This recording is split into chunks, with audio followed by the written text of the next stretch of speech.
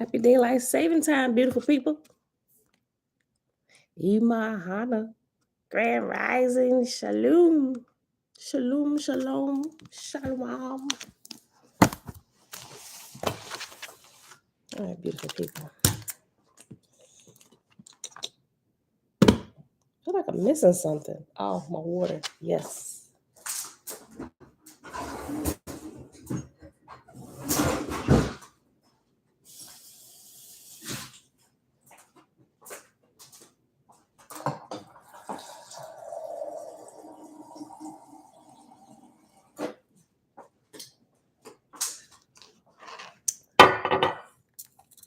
Dawn, what's good, sis? Happy Sunday, beautiful people. It is March the 12th, 2023. It is day 353. I had to double check, make sure we weren't in year 5 already. We got a few more days. Day 353 of year 4, reading through books, laws, and prophets. And of the 4-year consecutive day count, day 1,372. Today, we picking back up in a book or cycle of Sue on page 83. And Romance of the Red Star, Biography of the Earth. And in big blue is going to be page 84. And then when we get done there, we're going to roll on to the Essene Gospel of Peace and pick back up on page, I think it's 220 or 221. 219, the Brotherhood.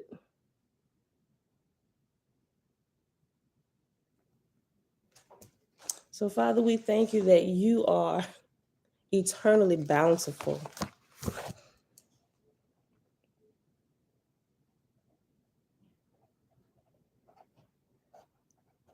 All right, beautiful people.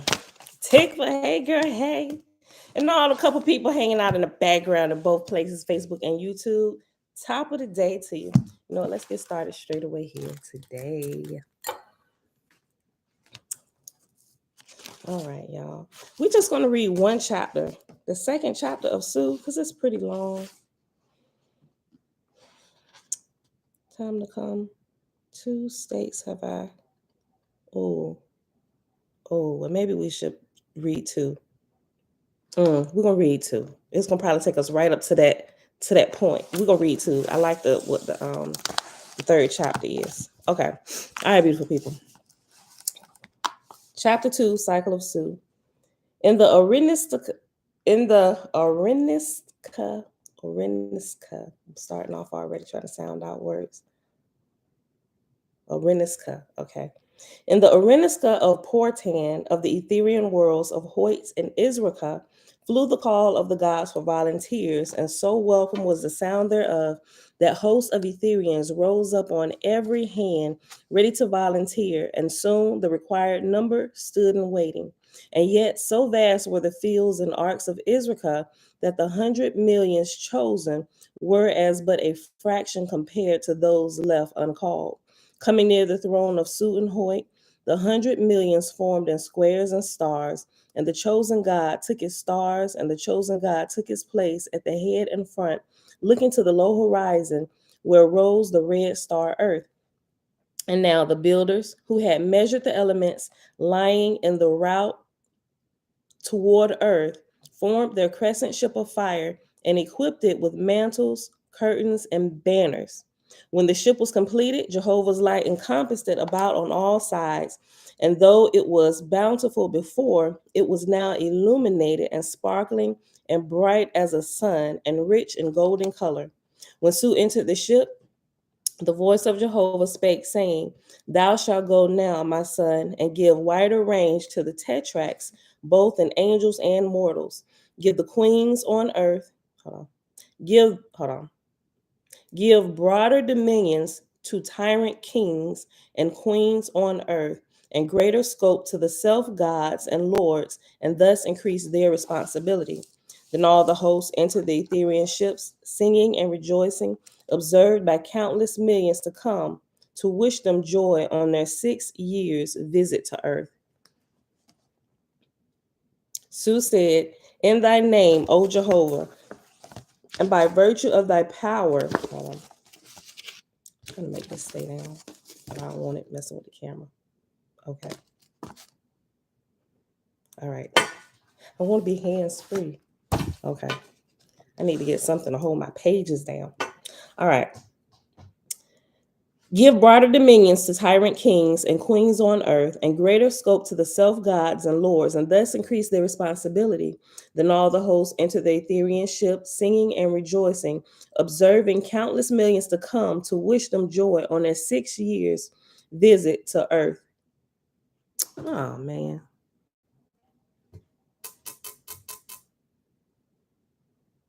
Mm. Facebook. Okay.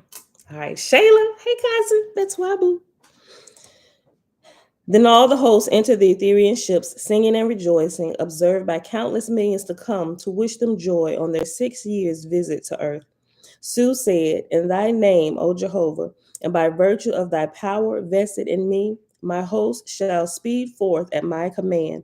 And Sue stretched forth his hand, and the mighty ship of heaven turned on its axis, cutting loose from the high firmament, and it turned with great curtains and banners, sailing gracefully and swiftly through the blue ether. The music of her Aesinars swelled and rolled along on the spheres of many worlds, where dwelled countless millions of spectators viewing the marvelous speed and power and brilliant colors of the great ship. When the ship came to the bridge of Chinvant and halted to take in the plan of the whirling earth, Sue said, "Light of thy light, O Jehovah." And at once, as high as the moon and as bright as the sun, the illuminated ship stood for 3 days and nights to overawe the self-gods and warrior kings and murderers of the earth, whose plentiful souls in chaos polluted heaven, and then slowly entered the vortex of earth. For Sue desired that both corporeans and atmospherians should witness the coming power, so that when the ship neared the disorganized horde, the self-gods and lords fled with their hosts and left their well-supplied kingdoms desolate and rushed down to the earth in millions to hide themselves. They ain't so big and bad now, and I thought y'all was gods. Why y'all running down here to us to the earth? But the true gods and lords stood firm in their depleted kingdoms, fearing naught, but in faith that this Aetherian ship was Jehovah's answer to their long cry for help from the heavenly spheres. And by their pillars of fire still standing, great Sue knew where to land in the lower heaven. And when he neared the place, his Aesinars chanted and the trumpeters played. And God and his hosts sent up rockets displaying the 3 primary colors, and God's Aesinars joined in, chanting with the host above. Presently, the ship of fire was at the place of landing, and Sue, Jehovah's son, descended with his host of 100 million angels, led by Gusivity, marshalless of the throne of Sue in Israel. Sue said, "Hail, O God of earth. In Jehovah's name, I come in power and wisdom." And God answered, "Glory be to thee, O Jehovah, that thy son hath come so far to bless thy bewildered kingdom." Then they saluted, and God said, "In the name of the great Spirit, come thou and honor my throne." So Sue went forward and greeted by shaking hands. Hold on. So Sue went forward and greeted by shaking hands. And Sue ascended and sat on the throne, saying, "I feel the light of the Father descending on my head." Presently, the all light enveloped Sue, and Jehovah's voice spake through him, saying, "Hear the words of thy Creator, my son, and rejoice because I have not forgotten thee and thy people. Behold, this is the hour of thy redemption from the trials of tetracts, which are run abroad in my dominions. Was it not worse than this in the olden time? And I came with my host and delivered them. I created man in darkness and gave to him no judgment, that the creation of his own thoughts might be for his own glory forever. But instead of beautifying his thoughts, he hearkened to tetracts and buries himself in darkness." Let's pulling out my handy dandy highlighter.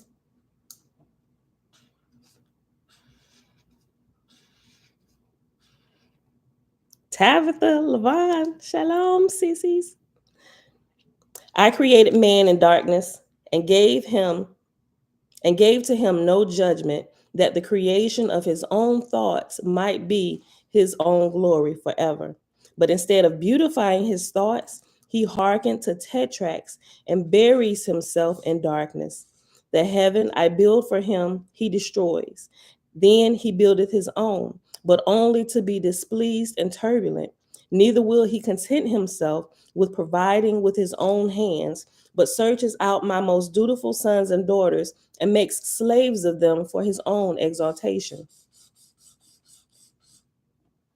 In the ancient times, I sent my sons and daughters to search out these traitors, declaring unto them that only by forsaking evil and practicing righteousness could they attain to my exalted kingdoms.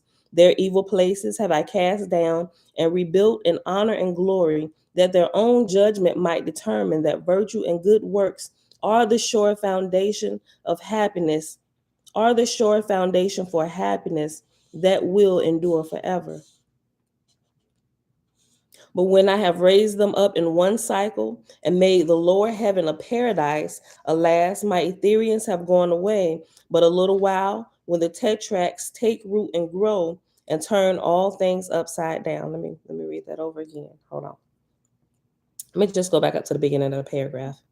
In the ancient times, I sent my sons and daughters to search out these traitors, declaring unto them that only by forsaking evil and practicing righteousness could they attain to my exalted kingdoms. Their evil places have I cast down and rebuilt in honor and glory, that their own judgment might determine that virtue and good works are the sure foundation for happiness that will endure forever. But when I have raised them up in one cycle and made the lower heaven a paradise, alas, my Etherians have been gone away but a little while, when the tetracts take root and grow and turn all things upside down. But now will I build them up in a new way. Yea, I will appropriate the evil to their own good in a way they dream not of. This reminds me of I remember when I read over this the first time. This reminds me of the verse in Genesis where it says that everything that was meant for evil, God turned it around for your good. But now will I build them up in a new way. Yea, I will appropriate the evil to their own good in a way that they dream not of. The false gods and lords shall be arrested and brought before this judgment seat, and I will judge them by their own behavior and desires. Neither will I torment them nor abridge their happiness. Send therefore, my son, thy marshals into the hidden places of these self gods and lords, and say to them, Thus saith the host of heaven. Thus saith the host of heaven, Come, my son, and inherit a kingdom in Hada in thine own way. For lo, there is room for all, but that thou art not left behind, come quickly to Horeb. And they will come, hoping to embellish themselves in the old manner. But my light shall come in due time in my own way. The voice ceased, and Sue spake, saying, What Jehovah hath ordered, do ye. So marshals were sent in all directions in atmosphere to gather the false gods and lords who had deserted their dominions in fear of light of Sue's Etherian ship. And after many days, the false ones were brought to Horeb, and there were of them 7,000 gods and lords. Now, when they were before Sue, Jehovah's son, and arranged so that all could hear and see, the light gathered about the throne, and Sue addressed them, saying, Hear me, O men and women. I have sent for you, and you are here. In this I am pleased. Know then that when I speak, Know then that what I speak shall be in love and tenderness. Ye have deserted Jehovah's kingdoms, and it must be because it pleased you better than to remain. Is this not true?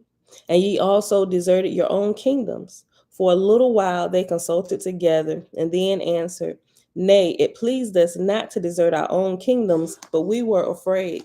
How are gods afraid, right? Elizabeth Weaver. Hi, Ray.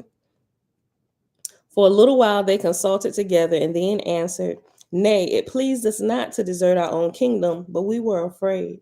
Sue said, Who think ye I am? They answered, A God from some far off world, but where it lieth, we know not. We desire to know who thou art. Sue said, I am but an angel like yourselves. Fear me not.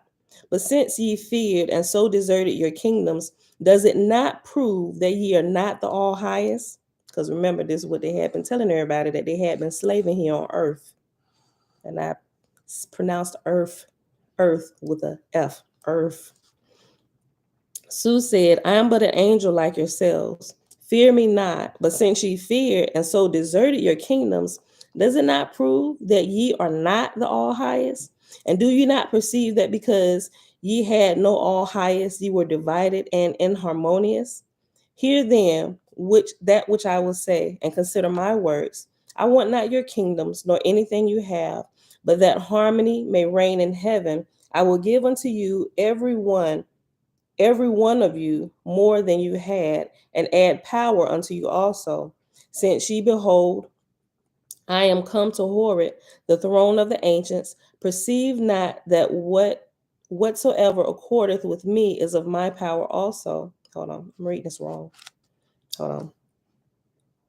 Hear then that which I say, and consider my words. I want not your kingdoms, nor anything you have, but that harmony may reign in heaven. I will give unto every one of you more than you had, and add power unto you also.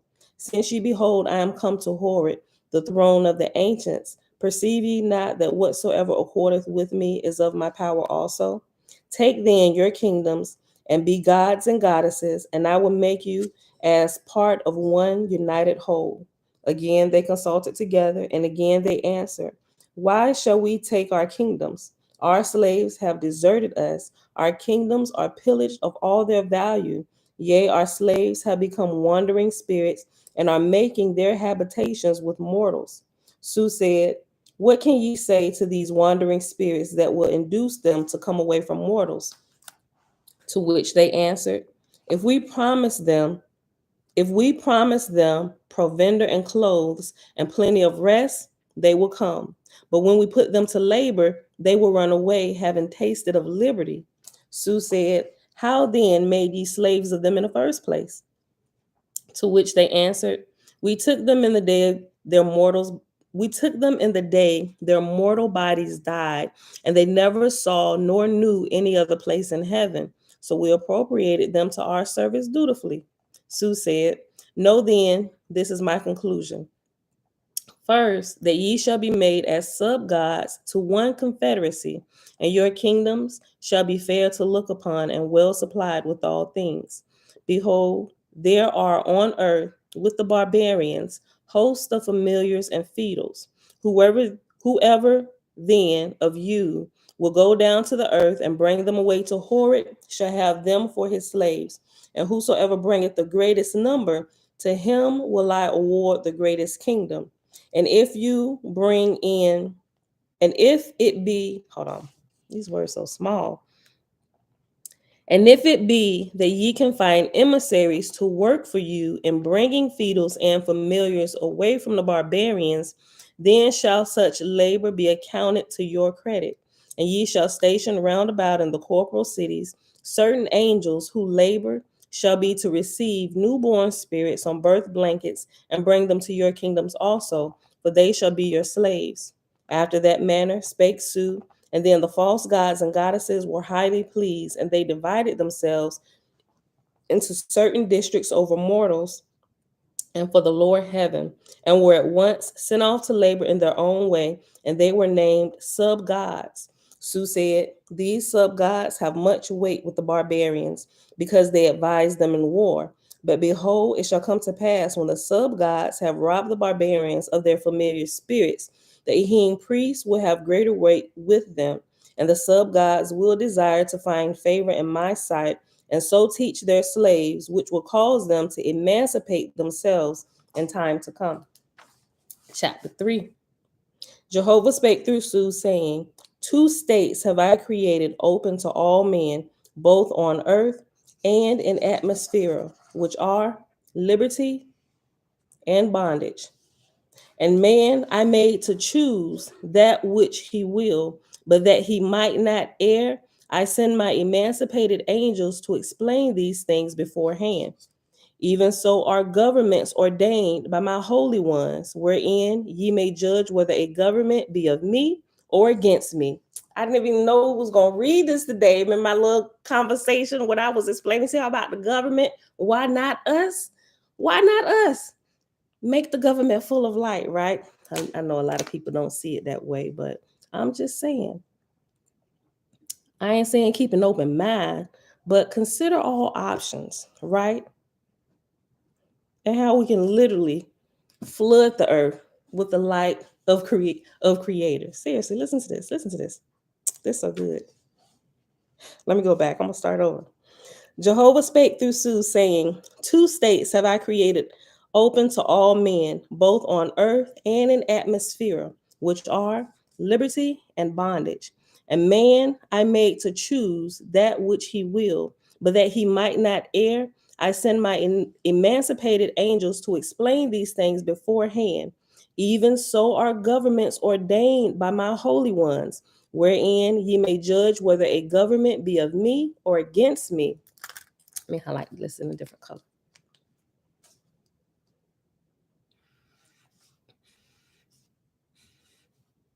I'm gonna read it again and we're gonna keep going. Even so are governments ordained by my holy ones, wherein ye may judge whether a government be of me or against me. For if it give liberty to all righteous works, and for the promotion of knowledge, providing teachers to the extent of the demand, it is of me.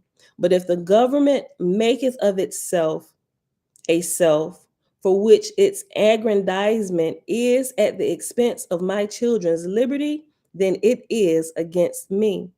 For have I not For I have not created a people to be today as were their forefathers, but provided them with perpetual growth in wisdom and virtue. Wherefore the rising generations shall rebel against that which was well and good for their forefathers. All the governments understand this, whether on earth or in heaven. Whatever government accepteth not this rule shall go down in destruction. For as I have hedged man about with sentinels, such as pestilence, poverty, and hunger, in order to awaken him to knowledge and industry, so have I hedged in all governments with sentinels, such as rebellion, assassinations, war, and bankruptcy. As pestilence proveth man's disobedience to my commandments, so do rebellion and anarchy prove the disobedience of the governments to the progressive spirit which I created man. Let me go back. I'm gonna read this whole paragraph again. Listen to this. Now, I could see a couple things that'll really be what's the word? Controversial. Controversial, right? But it seems like that America, even though we feel that America and its government is full of shenanigans, and they are, right? But they're also full of some things that are truly good. There are some liberties that are granted, even though we don't agree with all the liberties that are granted to people to do whatsoever thou wilt. We just because our values, no, we don't, because that renders death and not life. But what the government has done in some situations, it has allowed you to choose how you're going to live. And it lays out the law. Like up to this point, we'll allow this, but then at this point, this becomes a crime against other people, against whatever property, whatever, right? They allow you, even though I don't agree with all the lifestyles, they will let you identify as whatever you want to identify as. Like, seriously, you can change pronouns, whatever. The United States allows that freedom. And at first, it began to baffle me. I'm like, how in the world could they do this? But if they made people, just hear me out, if they made people grown adults, if they made them do things, it would cause them to rebel. Think about it. People in slavery, it causes them to rebel. Back in the day with when slavery was at its height, when they were still like, boom, you my slave, and they labeled you as property, they rebelled, right? Because it literally puts a cap or a thumb on their freedom to choose for themselves. And so they rebelled. Some went along with it, but you always got them ones backs tore up, missing limbs because you tried to escape from massa, right? And it wasn't, although the majority of what we saw, it was Black people, they were actually doing some of this to other races of people as well, who were not in cahoots with the slave masters, right? They don't really show a lot of that stuff, but they did do that to other people, and not just Black people, right? So, but what the government has done, some people think, well, they should offer freedoms in this before they do freedoms in this. Well, you know what? You ain't inside of the government to help them choose, right? Or to help them lay out the law. So we really can't complain. You have a voice, or they say we have a voice.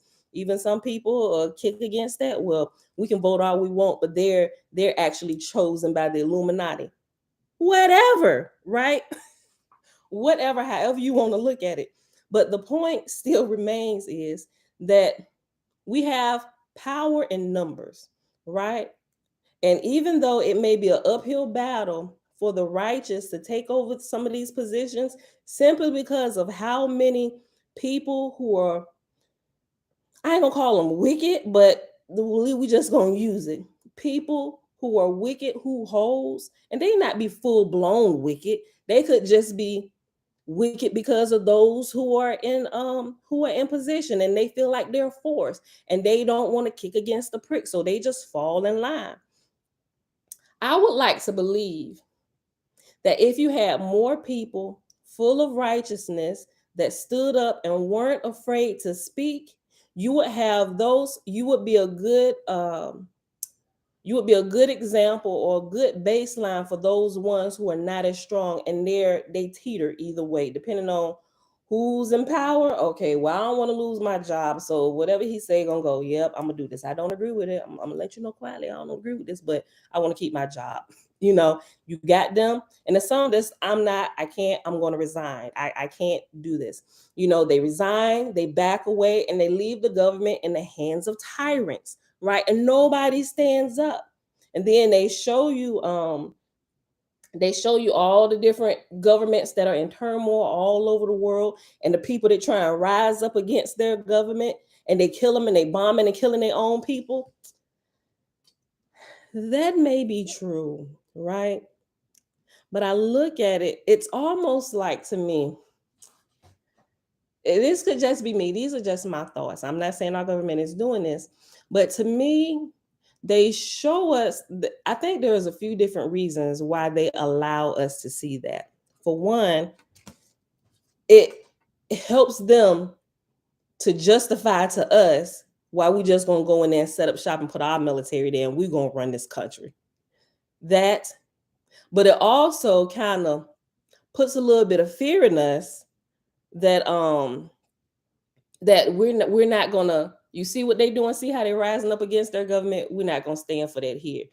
I wish you would try and rise up against the US, because you know how we go in there and take over other countries. I wish you would try it here on our own home turf, right? So it's kind of like a mix of a couple things, right?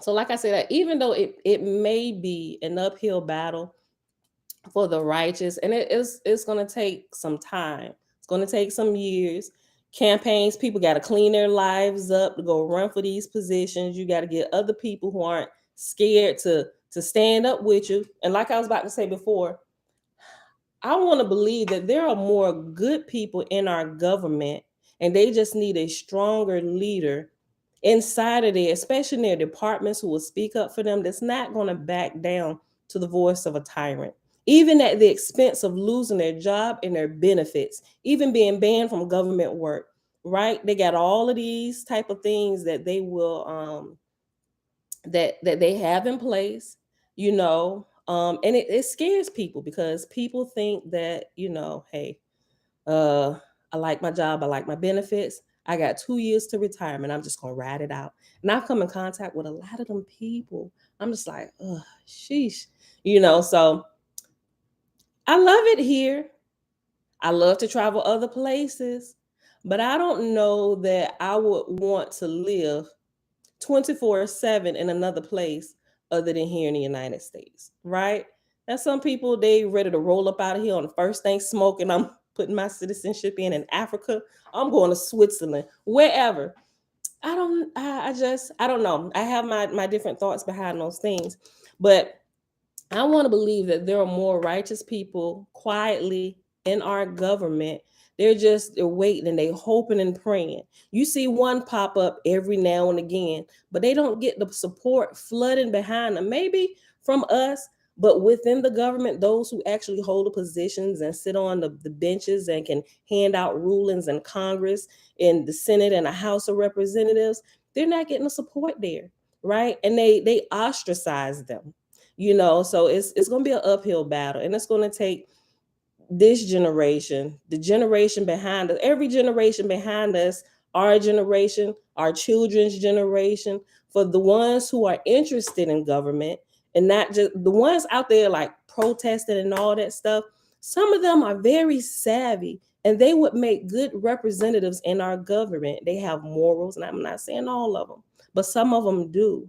And I think that the school curriculums, the public schools, I think it should be changed. And although you have like a government class, a couple government classes, they don't really like prepare you to actually go in there and just, we're going to teach this and go ahead, you choose what you want to do.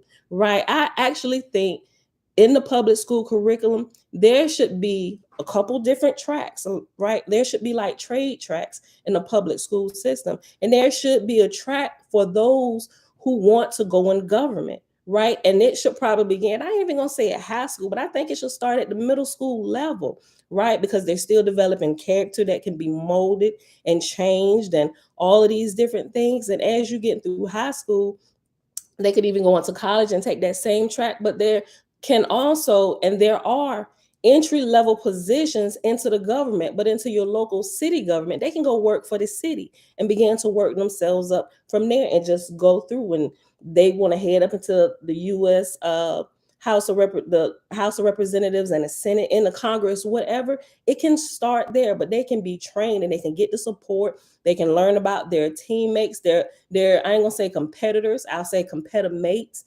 They should learn how to work together, even if they're running against each other.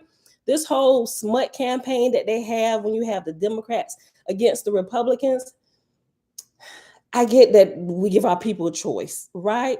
But it splits our government, right? It should be our. I got so many thoughts about this. And one day, like I've been talking about this for years, but I can't do it now. I be doing so much. I was like, one day I'm gonna run for office. I'm gonna run for office, but I'm still doing my little research and stuff now because I think there should be more righteous people. We may not be perfect, but learn from these smear campaigns and all these things, what they're doing now. Like people run for office and act like somebody ain't gonna pull dirt off of them when they was in sixth grade. Remember when you sold that joint to John behind the Coke machine? Yeah, we kept like they act like all this stuff ain't gonna come out. Understand, clean up the skeletons in your closet. And instead of going into your campaign, especially if you got some big stuff, scandals and things that can be turned into scandals like adultery, oh my gosh, get that under control before you go in there. And then you have to be the one that tells the public about this before shenaniganizers do. You have to frame your life for the people. Learn how to build your trust. You got to like grow with them. They have to know who you are and be transparent with them. And if you put it out there and you phrase that in a way, let them know you're human, and not that I'm talking about people who aren't true shenaniganizers, right? And not just trying to get in government for the money and all the shenaniganizing things. I'm talking about people who have really experienced some hardships, different things in life and marriage. If you turned it around, talk about all of this because it's going to come out. It is absolutely going to come out. It's absolutely going to come out. Me and my husband talk about it all the time. I'm like, listen, bruh, this, and this. all of this, if we choose in some years to go forward with this, this is going to come out. This is going to come out. This is going to come out. Which is why I am so transparent. I let y'all know the IRS come knock at our door. We had audits. I let y'all know, like, listen, we didn't know what we thought we knew. We screwed it up, right? We made amends. We got it right. Got on payment plan with the government. All of this stuff, working with, like, seriously, don't try and hide stuff like that, because as we're growing and developing in businesses and on our jobs, sometimes we don't make the best decisions, and we have to pay for it. But you have to show that you've learned your lesson from the mistakes you've made, right? You have to show that you have grown and you're developed and you're somebody who can be trusted, right? Y'all done said all kinds of stuff. Hold on. BC, Brandon Carter. Shalom, brother. Happy day to you, wonderfully mysterious vortices of love and light. Yes, they're operating within a B system. Don't mean we can't change it. I agree with that. We can change. We can change the system. We cogs in the all up in the system, right? If we get enough of us, if we get enough cogs within the system, it could literally, like, think about a clock and how it moves. You may have one little piece that breaks off or whatever, and it don't affect the big turning wheel. But if you get enough of these pieces, it can literally send it in the other direction. We just have to learn how to work together, right? A concerted effort of people who really want to see the system change. And not that there aren't people there, but with all the different stuff, the government, I ain't gonna say the government, I'll say some of the people within the government don't want to lose their position. So they use media TV media, social media, newspaper outlets, all of this stuff to keep us divided so we're not unified. There's like a whole bunch of things. You might say they used to teach civics but took it out of the schools. Civics taught how the government is run. Yeah, I remember some of my civics classes. It taught how the government is run, but I think they should actually, and it could have been because you probably went to school, all your schooling in California, whatever. I'm not sure if they went a little bit further, actually preparing you, having representatives probably come speak at the school, different ones that were interested, getting internships, all of those things. And as you graduate, literally have positions waiting for you, getting in contact, putting in resumes, all of this stuff while you're in high school, like kids do, sending in applications, doing all this stuff, community service for college. What about doing all this for the ones that don't want to go directly to college, if they want to go to college at all? What about entering into the government? The government, this local city governments have internships and stuff, and I'm not saying all public schools don't do that. Some of them do. They actually do. But it's taught how government works in our place in it. Yeah, but I think it needs to go a few steps further, quite a few steps further. But yeah, we have to use our teaching, definitely. But if it's more of us, and we get into that space where we're actually going to take action and not just sit and talk about it all the time, because I think that's one of the major problems. We get analysis paralysis and we just talk about the problem all the time. And I'm not saying that the people aren't out there trying to make a change, because there absolutely are, but it's more people that just want to sit around and talk about the problem and complain about the problem and do woe is me. And the people that are actually trying to get out there and put feet to the plan, they're overshadowed by the people that's content with sitting and just talking about it. And then they want to talk about you because you out there, and they piss with you now because you're trying to get them mobilized. Come out here and help. Y'all just want to sit here and talk about how bad the man is. Let's go. If we can't find nobody, let's go apply for the positions for ourselves. But don't just go out there applying for positions all willy-nilly. Clean up your life. Make sure you actually understand. Read about your position description, what you're trying to go for, and learn how to operate within it with wisdom, right? Learn how to connect with other righteous people within the government, and not everybody. And there are competitors, right? I get that, but y'all hear me say competimates a lot. I like the term competimates because it lets you know I'm safe. I'm safe. you're safe. And even though we may be competing for the same project or the same position, if I don't get it, or if you get up way ahead of me in the polls and votes where it's impossible at this point that I'm going to be able to pull this off, we need to learn how to sometimes just gracefully bow out. Like literally take a poll, do some research. Am I lacking in something, or have I just not really prepared a good campaign? Have I not really connected with the people in a way that they can really trust me? Have I caused my campaign to fall behind in this way? And there's no way that I'm going to catch up. But some people, they won't even consider their ways. They just gonna keep throwing money, dishing out money into their campaign, getting frustrated, and you still gonna lose. Right? When you get to that point, when you have somebody that believes the same way you do, y'all fighting for the same purpose, if it's at a point where you realize you can no longer win this, learn how to gracefully bow out and talk to the person instead of running like, listen, I'm a bow out, but I'm going to get behind you and I'm going to let all my supporters know that I'm going to endorse you, whatever. And they should. You can't make them, but this is what I'm doing. And if I have a recommendation, I'm going to recommend you. We're going to fall behind you. All my resources will help put behind you, right? So now you've been like double, triple, quadruple the amount of support for somebody else that's just as righteous as you, right? And now we can do this together, concerted effort, and y'all can work together, even though you may not have the position, but there will be an office or some way that you can help one another along in the race, even after they win it, position, whatever. You can be resources, network together, like all of this stuff. And I'm just like, this is the stuff that should be taught. Like there should be like trial runs. Like let's go. I mean, they do it in some colleges with like valedictorians and stuff. And I think those are like beginning processes of things like this, getting you like in the process of running for government, being a voice for your people. But a lot of people, they just, I don't know. It's not really a lot of support in the public. I'm not saying all of them. I'm not saying all of them because some it is, but I don't think the students are really being taught how important it is.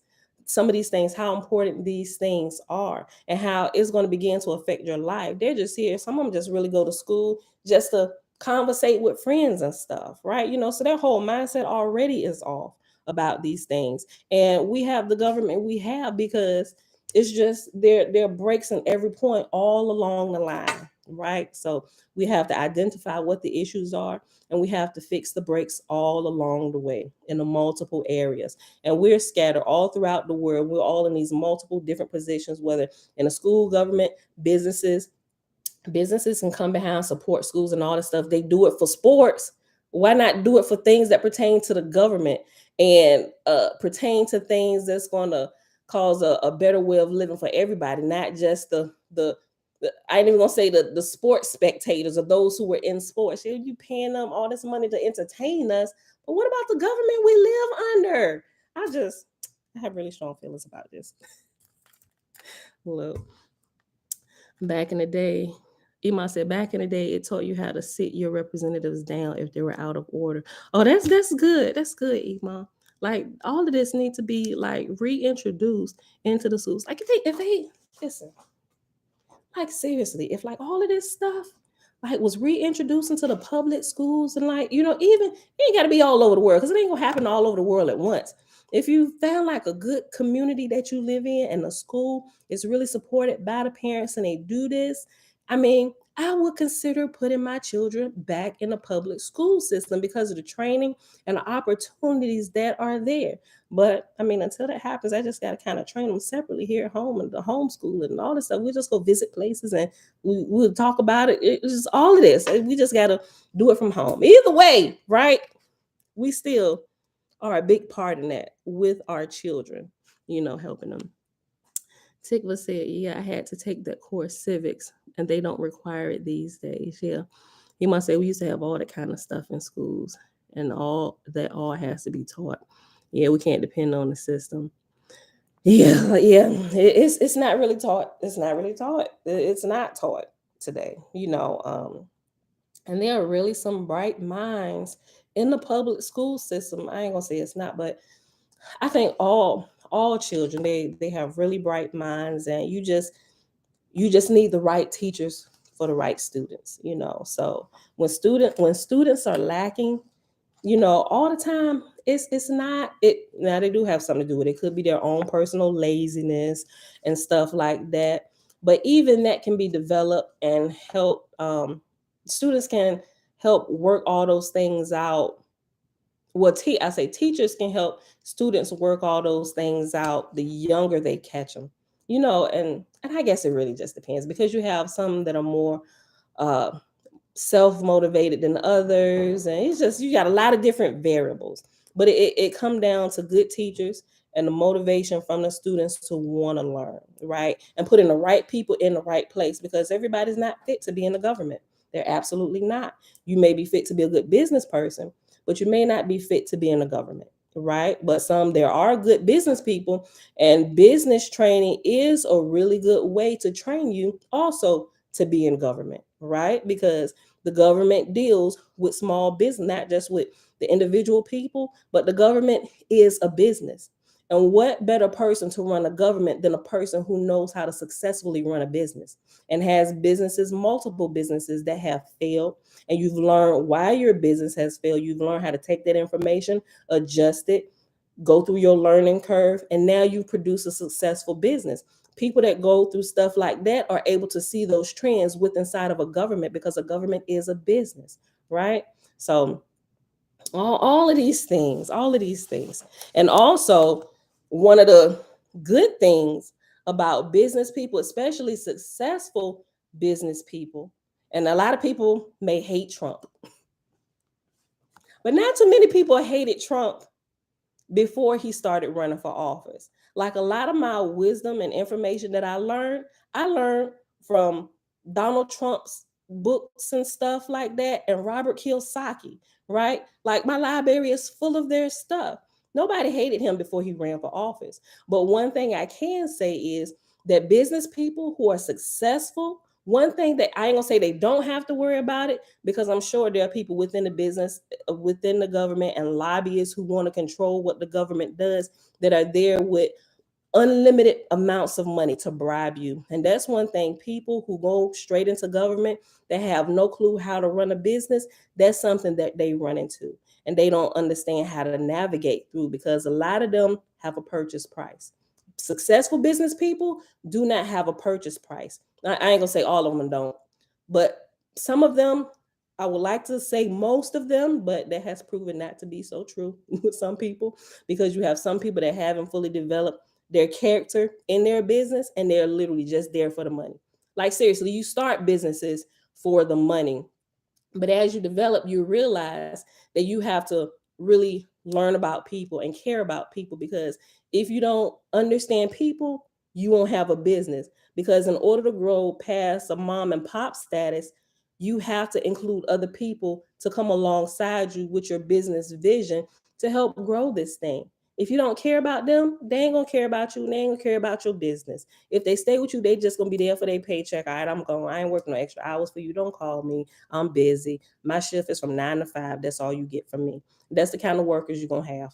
You know, we don't need people like that run businesses like that, where their people feel like that about them in our government either.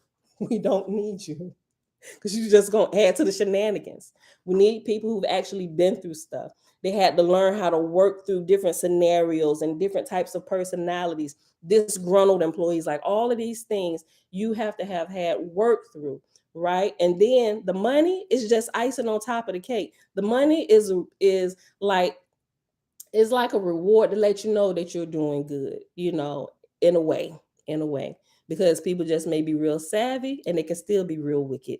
And just, I don't know. It's a lot of different variables. That's why you got to be able to have a eye to see and look at everything and like really break it down. And it's really going to come down to the character of the business owner, because one of my older pastors used to say this a lot, like, everything flows from the head down, right? If you have corrupt leadership, you're going to have corrupt business. If you have righteous leadership will turn the business righteous in every which way, and it's going to flow outward, and it's just going to bloom, right? So people who are successful in business and have a proven record of running successful businesses, even if they also have a record of multiple businesses that fail. I've had a couple businesses that failed, right? But we got one. Here's one thing that I did do. Took all them lessons from the other little businesses that failed and applied them to our main family business, which has been our main source of bread and butter and everything, not just for us, but also our employees since 2008. All them lessons that I learned, all them hard knocks, that money that we owed, and all this stuff, we'll apply those lessons here and develop here. All that training and stuff that I got that I wasn't able to use successfully over there, I've tweaked it and I've applied it here. And this is where it blooms. And I think it even blooms more so because now me and my wonderful husband, we're on the same page. I was getting to that point, husband. Okay, that's I'm about to say. And we're on the same page now, and all of this wisdom we're taking and we apply it here, and this business grows, right? So, like all of these things. So I think business people do make great candidates to help run the government because they understand what it takes to run a successful business. But you can't. Yeah, Don, he's awake. You can't forget about the people that help you be successful. Right, we talked about all that. Right. Yeah, we hit all many business owners. They are selfish. Mm-hmm. It's all about them, and they get a high off of the more success that they get. You know what I'm saying? It's not almost the money. Yeah, it's about more success. You know what I mean? Mm-hmm. That they forget people. Yeah, and in this world, you just can never forget people. You're gonna always be around them unless you're gonna crawl in a hole and stay there. Right. You know what I mean? Yeah. And so that's been good ownership. Like that. And so like I think I mentioned this before, like when we use subcontractors and some of the staffing services, mom, shalom. When we call and ask for different people, what they be saying, the people. Hey, we would work with y'all. Everybody talk about working with y'all. Yeah. So y'all such good people. Yeah. Anytime we put in a ticket for some workers, we literally have an unlimited supply. Just because they like the camaraderie with our company, they see the boss man out there, he ain't a jerk and stuff, and he laugh and joke with them if they're having issues or whatever, like all of this, they like the vibe of our company. And not just my husband, but my brother and sister works for us, so they're in leadership positions. Like all of this, they truly enjoy working with us. And the office give us, like, they're like, you know what? We really like y'all. Every anytime y'all have a ticket and people, and even when we don't put in a ticket to get extra people to help us, they come asking about us. Hey, have they given us they got any more projects that we can go work on? And when they own the jobs, hey, y'all got a position open where we can come work for you directly. But it was like, okay, so we had to explain to them, now that you started working for us through this staffing agency, we can't just hire you on, because we have a contract with them that says we ain't gonna hire you on behind their back. So you have to put in this certain amount of hours through them so they can get paid, and then they can properly release you to us if we want to hire you on. Some of them, they okay with that. Some of them just like, man, just hire me on right now because y'all gonna pay me more. It's like, we can't trust you because you're willing to backstab them. So we know you might do that to us. We pay attention to all of those things simply because all the things we went through growing our business and stuff is like, we don't play when it comes to that. Like, we're not going to cross anybody. We're not going to burn bridges. We're going to do this the proper way. So a whole lot of people burn bridges, man. They go behind people's back, try to steal clientele. People, they stole our clientele. And, I don't call people, argue with them. I mean, it's pointless. You know what I mean? I mean, y'all see all these things. So what am I out here fighting these battles for? So I don't say nothing. Yeah. And what happens? People go ahead and try to get a cheaper price and get cheap work. Yep. And guess what? They end up calling us back. Calling us right back. Can y'all come get us out of this jam? I mean, we'll just be like, you know what? I really feel for you, but you got to call the person that you got. Yeah, now our schedule is booked. Because we gotta, it tells us something. I mean, I get it. You out there and you got to get the best price for your company. But especially if you know somebody to work with us, if they come out, hey, I can offer you a cheaper price because I do this on the side.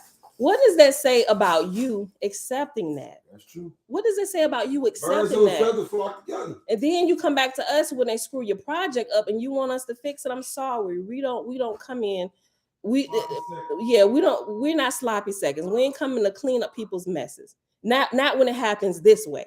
Not when it happens this way, when you had the opportunity to get us. Yeah, our price may have been a little bit higher, but we're excellent in what we do. So, but now if somebody calls us and it's something we ain't had nothing to do with, they say, listen, we had this bad work. Can you at least come and assess it? We'll assess it. Okay, we can fix this out. Right. We'll do it that way. But not when it happens the other way, when you steal somebody from our whole setup or whatever, and they try and backstab us and do all this. No. And a couple of them that did it, they jumped out there on their own. They don't even have their company anymore, because they thought that they could do it better than us, right? Get in a little bit, pay attention to what we're doing. See, but you don't have the support that my husband has. You don't know all the resources that we have in the background. My husband's not going to be out there. He's going to be talking about all this. They see this black dude and his wife running this. Okay, wife, let's go do this. If they can do it, we can do it better. That's another thing. People, like I said, people do stuff for money. Yeah. It's not always about money as much really as it is about relationship building. Yeah. You know what I mean? Most people, it's more than money. They want to see you, really care about them. Mm-hmm. You know what I mean? Give their best interest, consideration. That's what they want. But also, they don't want you. They want to see, hey, how you been doing, and how your family doing, how your husband doing. Right. They want to know these things. It's almost like an icebreaker. They want to break the ice first. Now you can get all the work, you get all the money, man. They'll pay you your top dollar. You know what I mean? And we know that firsthand. Yeah. But it's not about. Don't chase money first, man. Yeah. That's gonna, put you in a place that you don't want to be in. Gonna keep you longer you want to be kept. I'm telling you. Yeah. You're going to have to pay the captain. You're going to have hell to pay the captain. We've been in that position too. What y'all doing? We literally like talking about this. You right at the end? Huh? You at the end? Almost. Okay. Almost the end of this chapter. Okay. Yeah. We ain't got into the singing gospel piece. We'll probably read one or two little chapters from here because they're pretty short. But yeah. But thank you for your input, hubby. Jamia, hey girl, hey. Most people goes into the government office meaning well, but there is something about the institution that changes a person. Oh Lord, there is Tabitha. There is a gentleman. What is his name? Because I look at a lot of his stuff, and he talks about this and what they do. People who they'll get you early, and if you're not aware of what happens when you actually get in there in the government, you'll realize that they tied your hands before you even ever officially took a position within the government. I'm like, oh, that's good to know.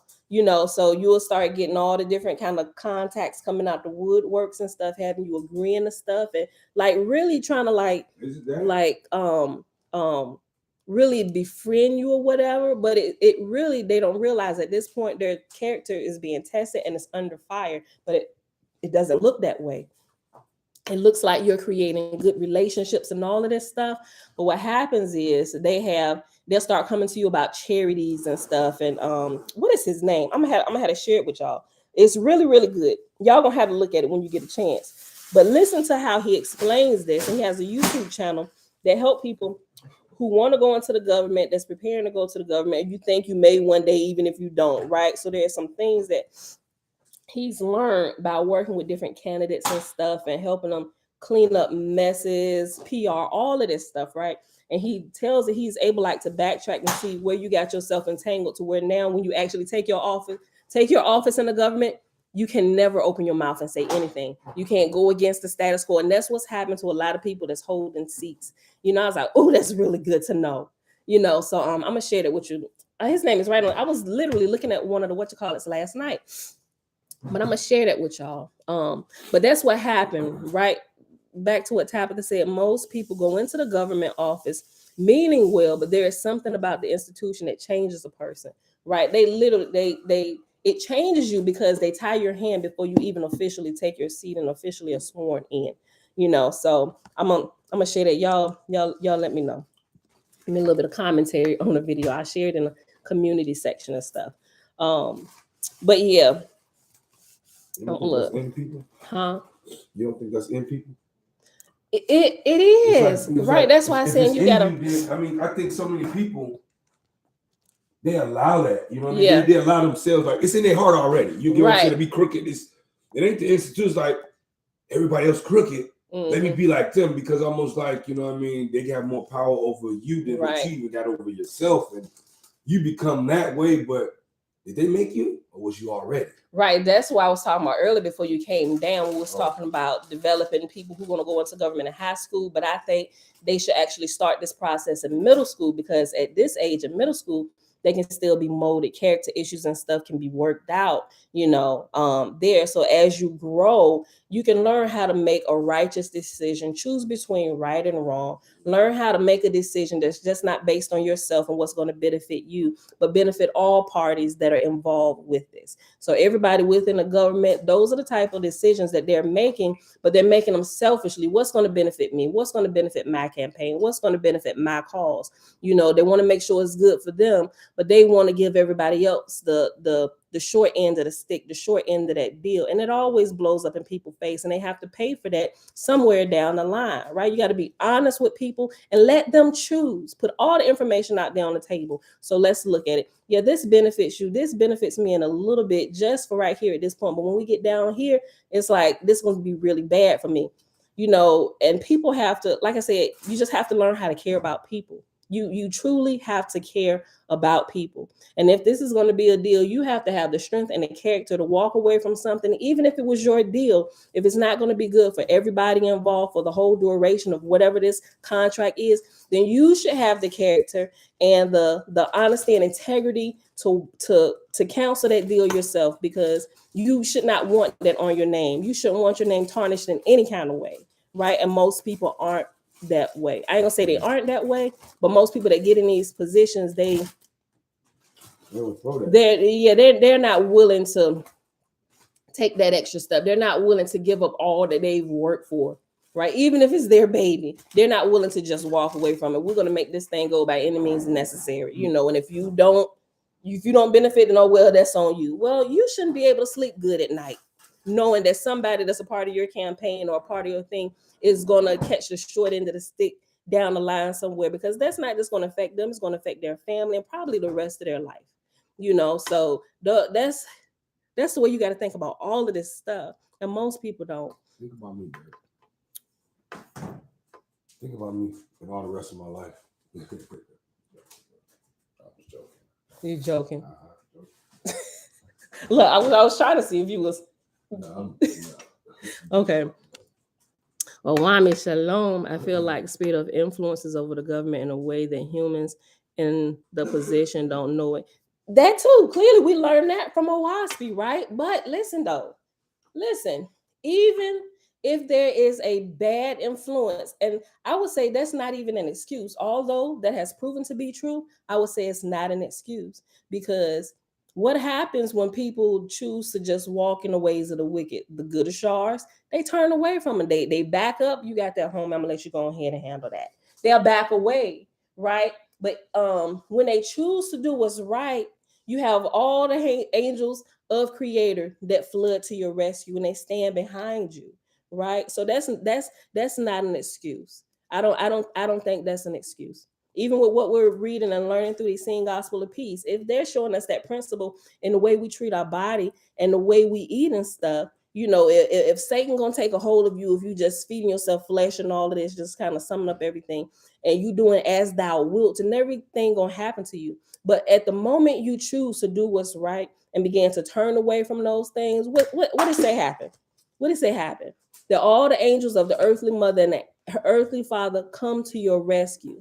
So that's not an excuse. At least I don't think so. It's not an excuse, So we can change even the heavenly unseen atmosphere by our righteous action. Nazarene is singing shalom. Jerry, shalom. Right. So those are my thoughts on this. Nene, shalom, sis, over here on Facebook. I seen you come in a while ago. I'm sorry. I think I was on the road talking. All right, so look, but we got on all of that by talking about the whole government piece right here in Owaspi. Okay, so let's hold on. Right, I like that. BC said they dominate by numbers and influence. We fight back by numbers and unified, calculated small steps. I agree with that wholeheartedly. I really do. They have taken it. Fritz said they have taken it all out. Psalm 83, 1-5. They taking it all out. I don't know. You was talking to Ema. Okay. I ain't gonna look it up. Okay, let's go back to this. You got anything else to say, babe? Okay. All right, so let's go back to this. Let's finish this little portion right here. Look. Hold on. Let me just start over. Chapter 2 is not that long, but based on all we just talked about the government and stuff, like literally, I did not know we was coming upon this. So let me just read this. We're on page 85 of Romance of the Red Star. Listen. Jehovah spake through Sue, saying, 2 states have I created open to all men, both on earth and in atmosphere, which are liberty and bondage. And man I made to choose that which he will, but that he might not err. I send my emancipated angels to explain these things beforehand. Even so are governments ordained by my holy ones, wherein ye may judge whether a government be of me or against me.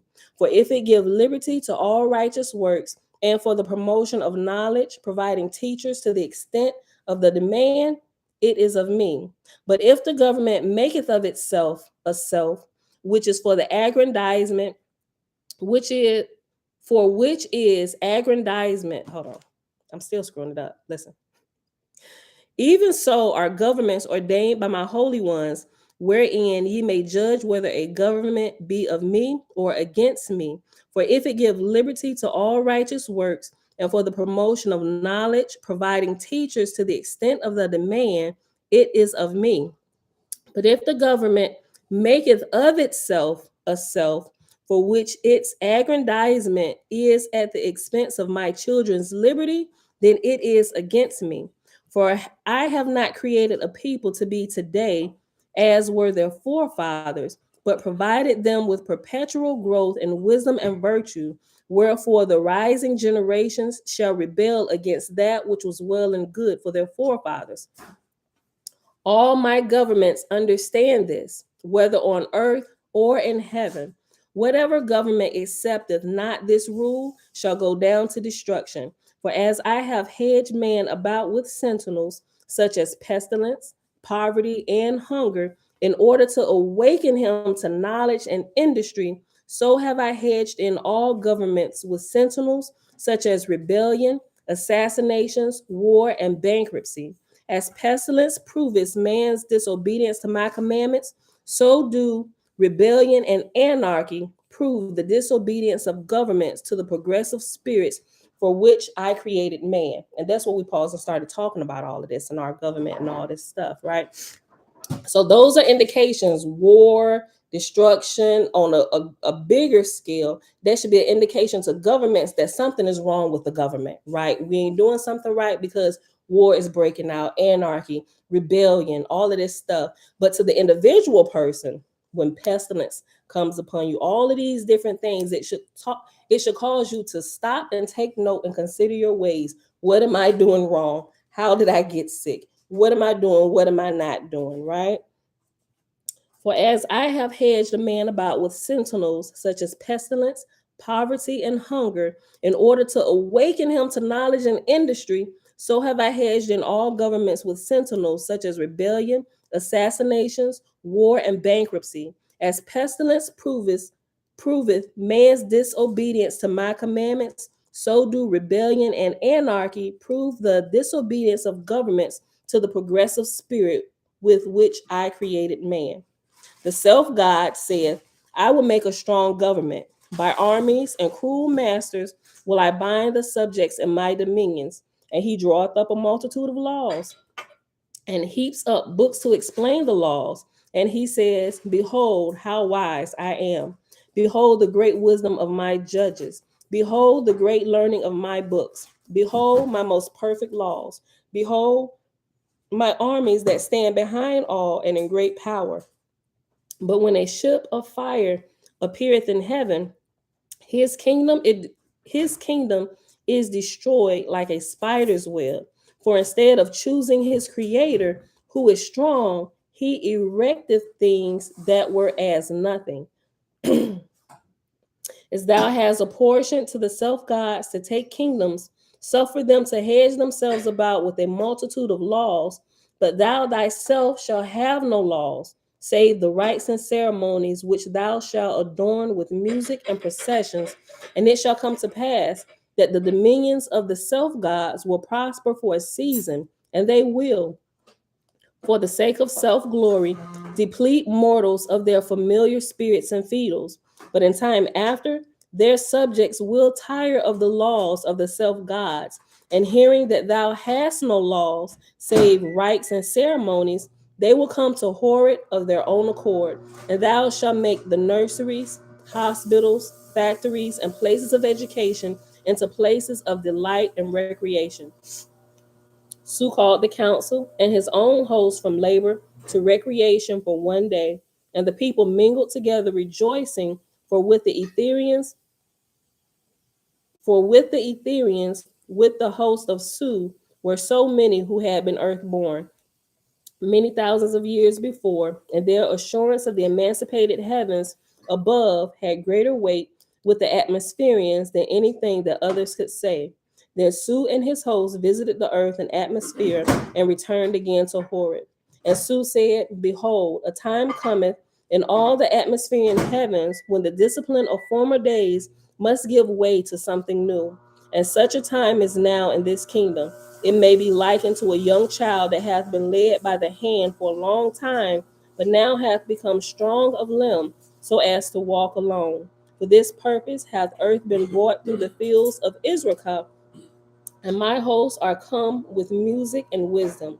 Hear then my decree, O God of earth, and thou shalt be the most blessed of gods. Send thy messengers into all parts of atmosphere, proclaiming a recreation of 10 days of music and dancing and marching and with pageantry and feasting. And that, my beautiful people, is where we are going to pause at today with the romance of the red star, or the romance of the earth, which is another name for a WASP. It's just written under another title by other authors who had access to the plates that were typed by John B. Newblow.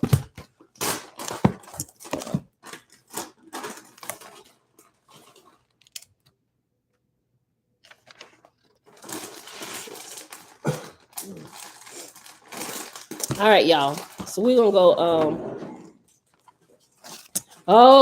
That's what that song. Oh, I like that song. Thank you for thank you for that, for typing it out, Fritz. Psalm 83. They have taken, BC said it, right? Okay.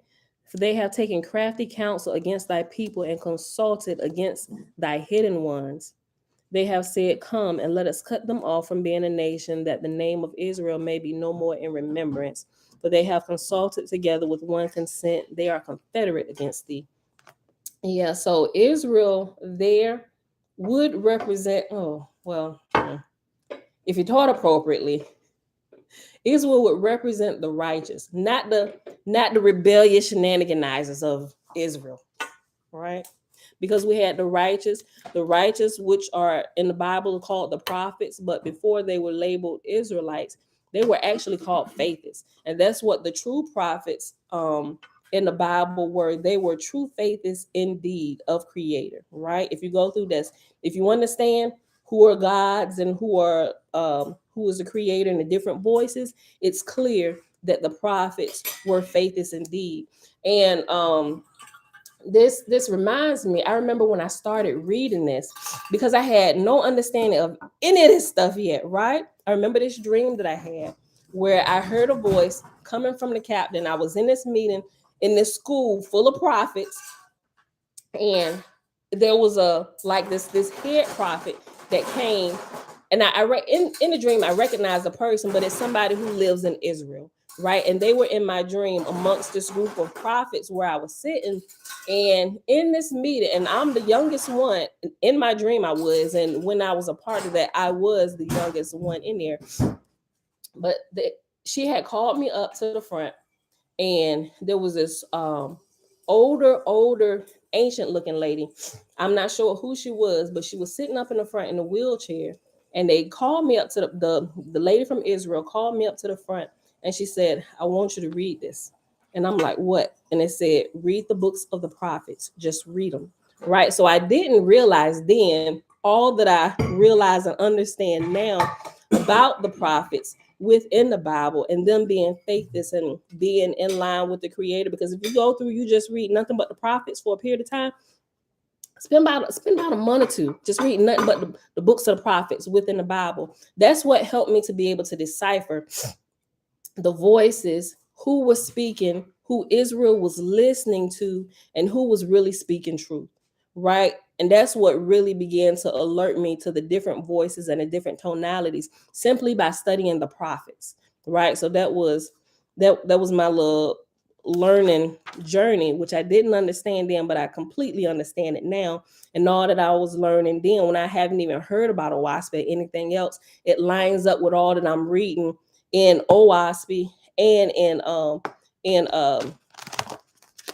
it's saying Gospel of Peace and some other things, right? So that was like my hidden teachers teaching me without just telling me everything up front, because if they would have mentioned OWASP, I probably would have pronounced it wrong. I'm like, what in the world you talking about?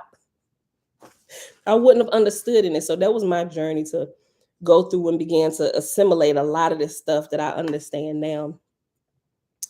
It's possible you were in a celestial court getting a download. It is. It's possible. It is. It's possible, right?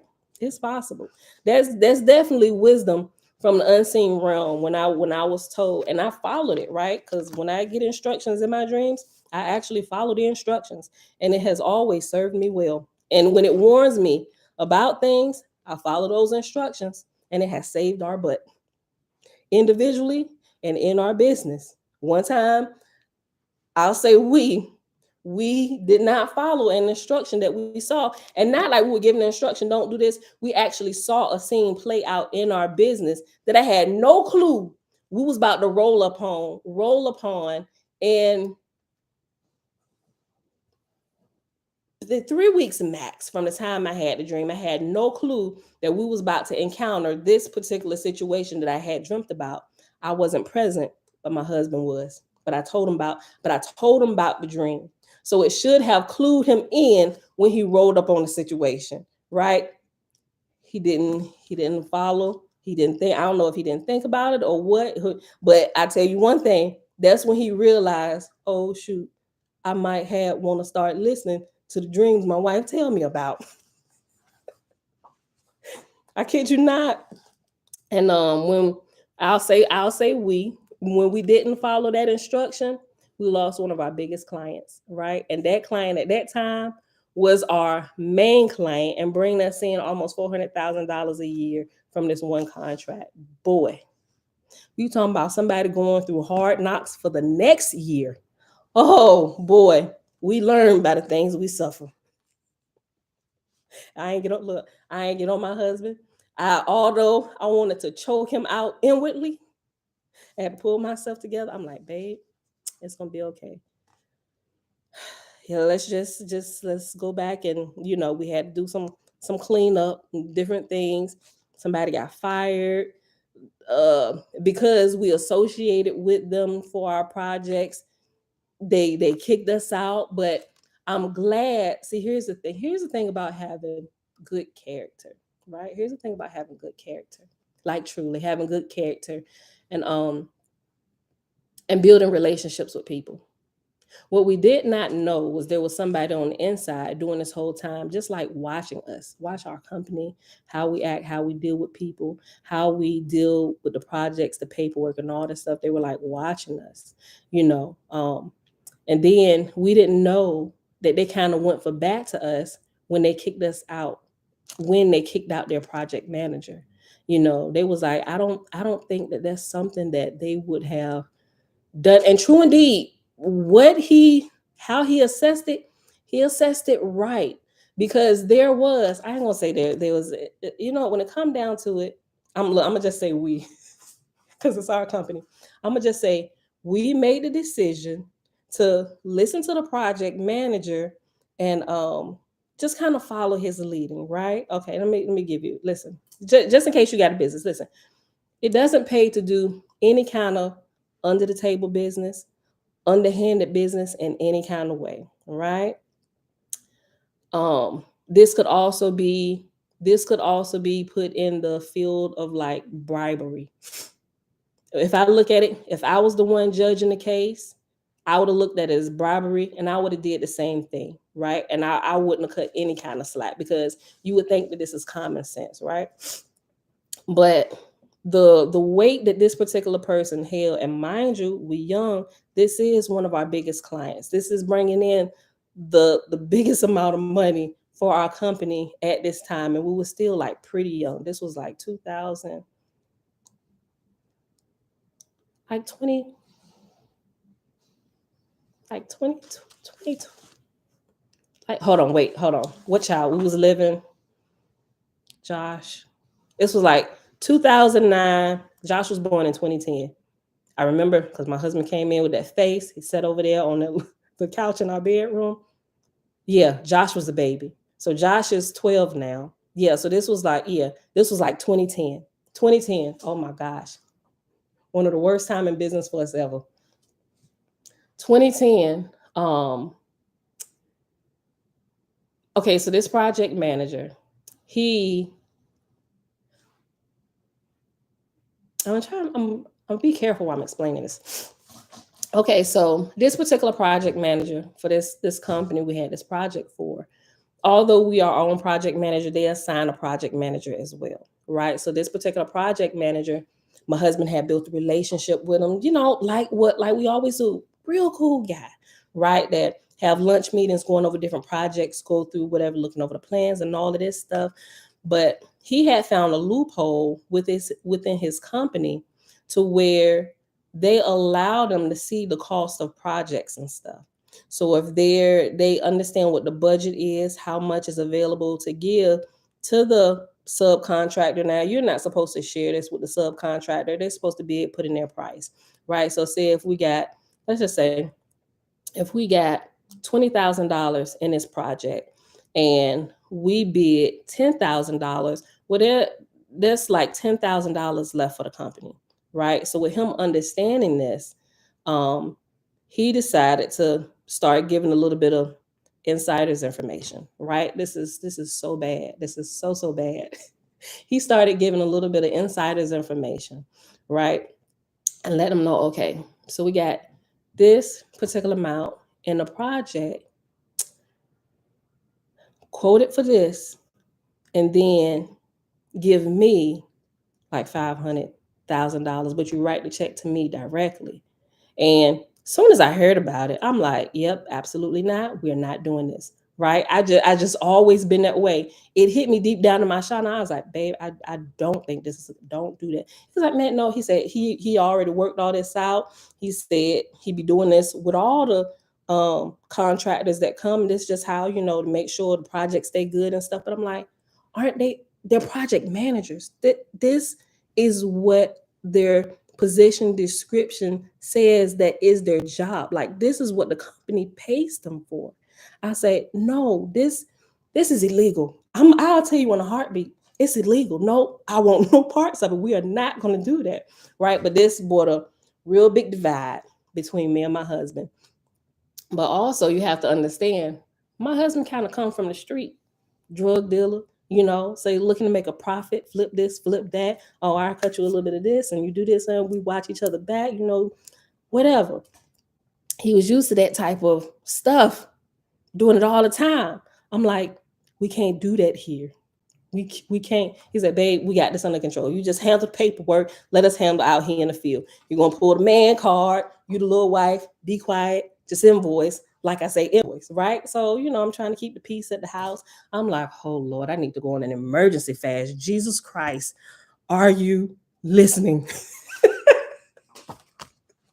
Like, seriously. Because I'm like, man, do you know how, like, if this goes wrong? He said, it ain't even like that. You act like we this big whole corporation and stuff, like all the, I said, but we could be one day. We could be one day. We should always be full of ethics all the time. Like, seriously, look, I was full-blown Christian. Don't judge me. Look, I was full-blown Christian, calling on Jesus at every turn. Listen, but I was like, I don't agree with this. He said, all right, they don't worry about it. I shouldn't even say nothing. I'm like, well, I'm glad you did. But what happens?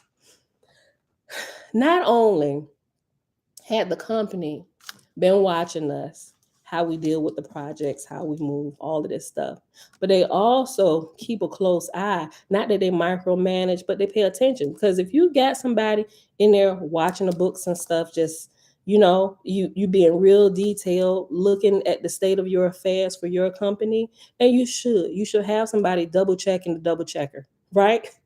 They were also watching him. I guess he had developed some little pattern. Somewhere he got sloppy, right? And it just happened to happen on our watch. He got sloppy somewhere. They picked up on it. Um, there was actually a couple different things. So there was a couple different things. They picked up on it anyway. To make a long story short, they found it out. They called him into the office, and they had proof of stuff. And I think the icing on top of the cake was when there are projects that you have to tear down and take to the dump. You know how people go scrap metal and stuff. You can go do that, but if you have a project and the project belongs to this company, any kind of scrap metal, any kind of profit, whatever that comes from there, you're supposed to get the receipt from the scrap yard, dump whatever, and turn that in with your package along with the money that they've given to you. And a lot of time they give you cash with the receipt or whatever. So you're supposed to turn it over to the project manager for this, right? And if we pay for anything out of our pocket with the receipts, dump receipts, because we have to pay to throw stuff away for the company for these big projects. But we also turn it in and they'll reimburse us based on receipts and all of this stuff, right? So but he was pocketing some of the money. He knew how to do the paperwork so good. So all this money from the scrap and dump or whatever, he was pocketing. He was cooking the books, the project management books, and he was actually taking that money and splitting it with the company or whatever. And the company, I began to pick up on it.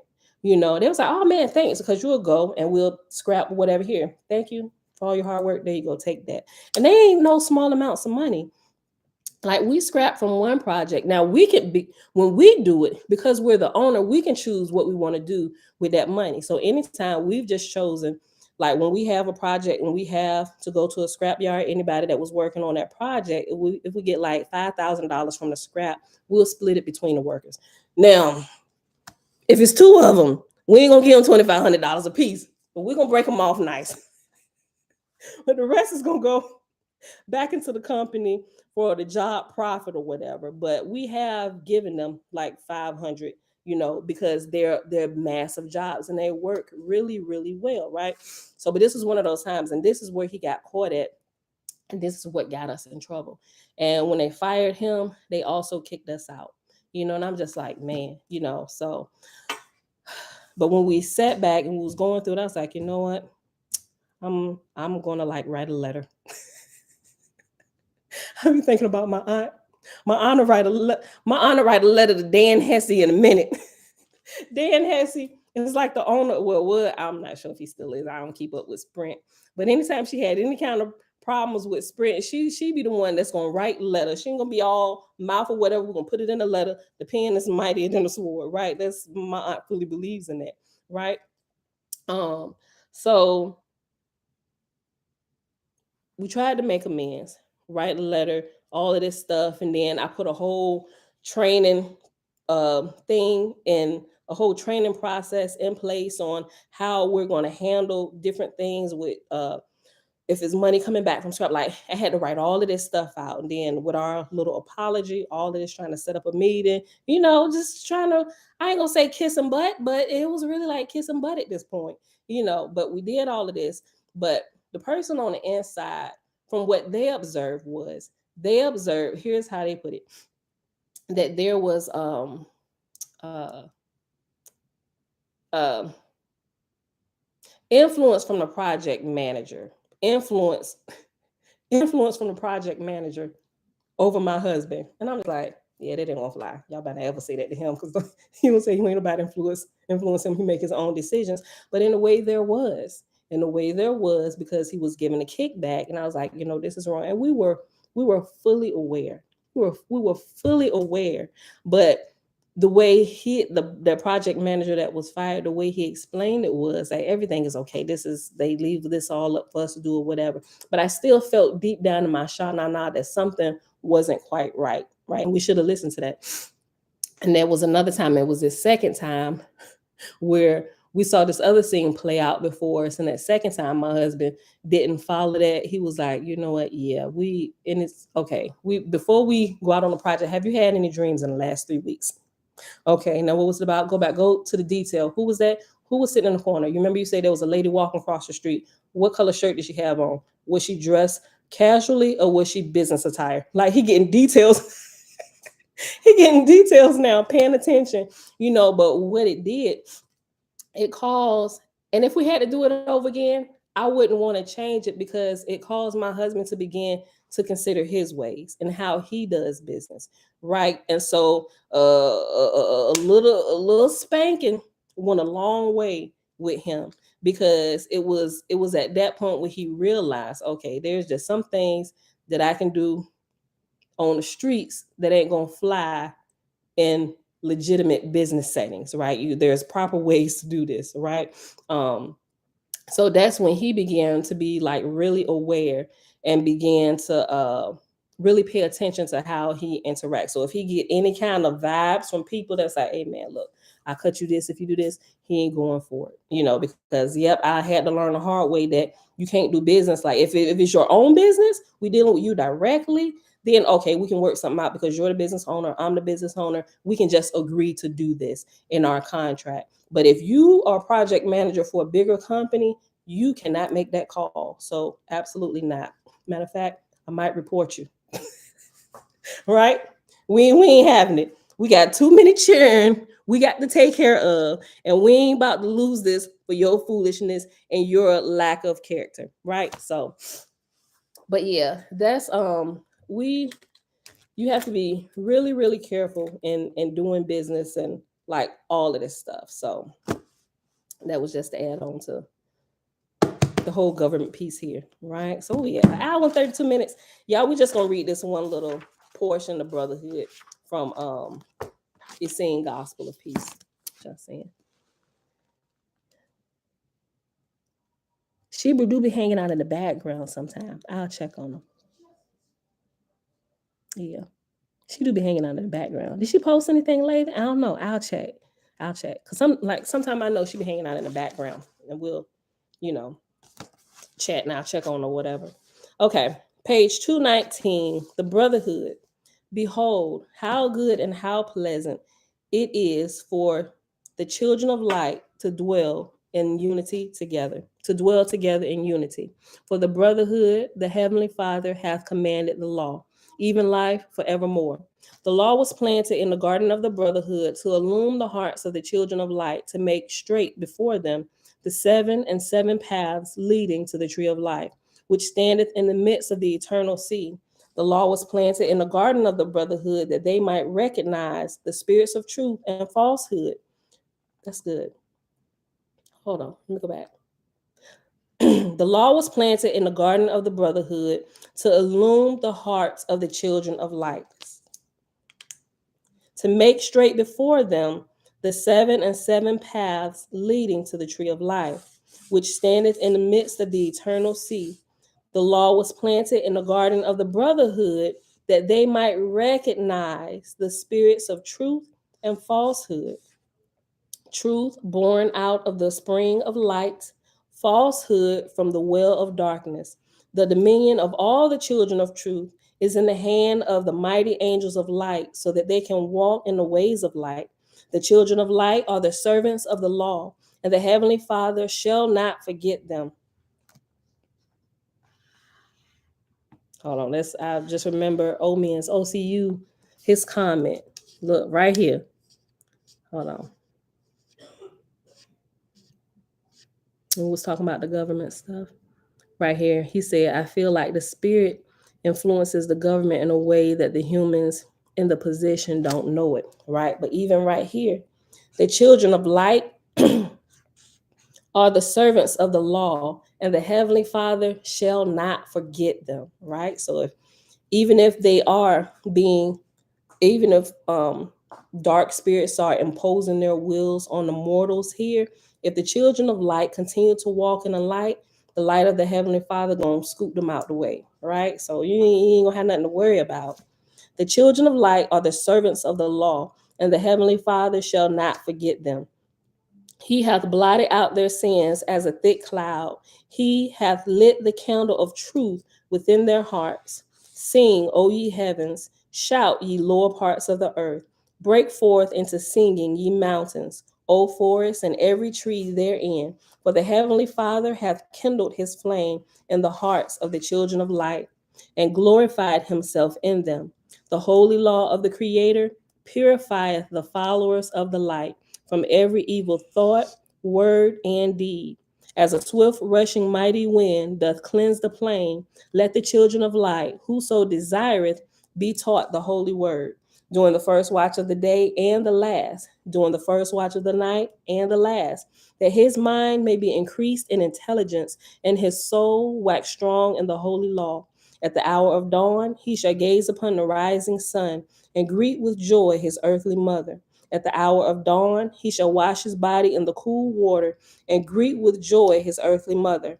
At the hour of dawn, he shall breathe the fragrant air, and greet with joy his earthly mother. And through the day he shall labor with his brethren in the garden of the brotherhood. In the hour of twilight he shall gather with his brothers, and together they shall study the holy words of our fathers and their fathers' fathers, even unto the words of our father Enoch. And when the stars are high in the heavens, he shall commune with the holy angels of the heavenly Father, and his voice shall be raised with gladness unto the Most High, saying, We worship the Creator, the maker of all good things, the good mind and of the law, immortality, and the holy fire of life. We do offer, we do offer to the law the wisdom of the tongue, holy speech, deeds, and rightly spoken words. Grant us, Heavenly Father, that we may bring down abundance to the world Thou hast created, that we may take away both hunger and thirst, hunger and thirst from the world Thou hast created, that we may take away both old age and death from the world Thou hast created. O good, most beneficent Heavenly Father, grant us that we may think according to the law, that we may speak according to the law, that we may do according to the law. O Heavenly Father, what is the invocation most worthy in greatness and goodness? It is that, O children of light, that one delivers when waking up and rising from sleep, at the same time professing good thoughts, good words, and good deeds, and rejecting evil thoughts, evil words, and evil deeds. The first step that the soul of the children of light did make placed him in the good thought paradise, the holy realm of wisdom. The second step that the soul of the children of light did make placed him in the good word paradise, the holy realm of love. The third step that the soul of the child of light did make placed him in the good deed paradise, the holy realm of power. The fourth step that the soul of the child of light did make placed him in the endless light. The heavenly Father knoweth the hearts of the children of light, and their inheritance shall be forever. Then shall they not be afraid of the evil time, and in the days of famine they shall be satisfied. For with them is the fountain of life, and the heavenly Father forsaketh not his children. Their souls shall breathe forever and ever, and their forms shall be endowed with eternal life. Blessings on the children of light who have cast their lot with the law, that walk truthfully in all their ways. May the law bless them with all good and keep them from evil, and illumine their hearts with insight into the things of life, and grace them with knowledge of things eternal. That was amazing. That was good. That kind of flowed right in line with what we were reading today in Romance of the Red Star. I love this little book. The Brotherhood. All right, beautiful people. That's it for today. We have come to the end of our time together. You got to hear from my wonderful husband today. And it wasn't full of shenanigans, right? It was full of wisdom. He was pretty calm today.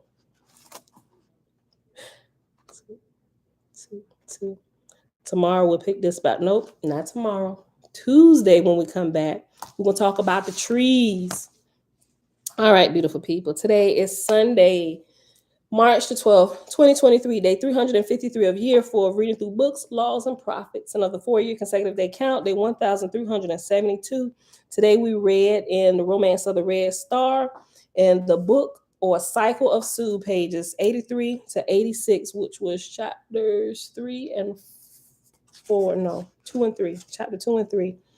And in Big Blue, it started on page 84. And I'm going to say that ended on page 87. I don't know. I got to double check it. Hold on. Let me look since I just said it. Just in case y'all was following along in Big Blue. 80. I want to say it's 87. Okay. Yeah. I'm sorry. 89. Right. Yeah. 89 because it's more pages because it's the top portion. So 84 through 89 in Big Blue.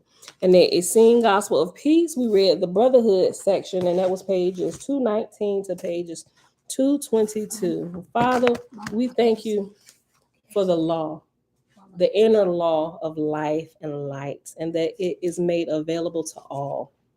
But of course, you got the blanket over your head. All right, beautiful people.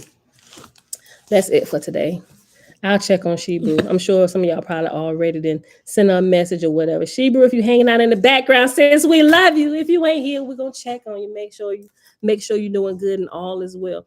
Thank you everybody for hanging out. Misha, Create a Gang, and everybody else here that came in that's hanging out in the background. I appreciate everybody coming to hang out with me on a daily basis. Just to experience the shenanigans of my household while we read and spend time together. I appreciate you all.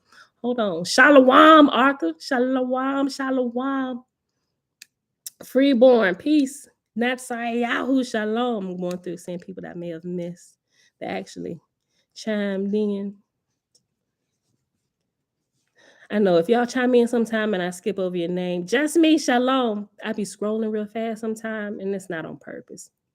I just probably missed it because I was scrolling too fast. So I hope y'all don't take offense.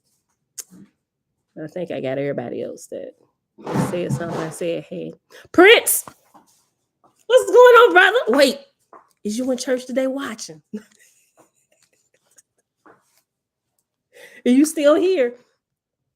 Look, he might. Where we at? What time is it? He might be sitting in Sunday school. I'm gonna leave Prince alone. Prince on a mission. He being the light in the church house with his gift of playing on them guitar strings. He has an awesome gift too. He plays beautifully. All right, y'all. I think that's it. I think I got everybody. And if I miss you, I don't think I missed nobody. But anyway, beautiful people, enjoy the rest of your weekend. Where is the on the lookout to? Global Purpose, shalom, sis. Where is on the lookout to?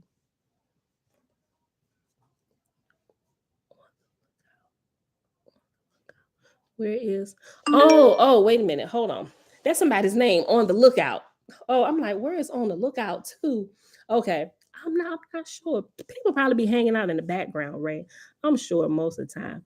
Dawn said, hey, Dawn, sis, you the real MVP. You recognize his face from out the faces of all the others. And he covered up.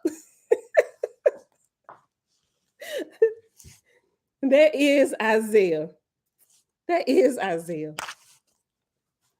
Look, now he all he blushing and stuff. All right, y'all.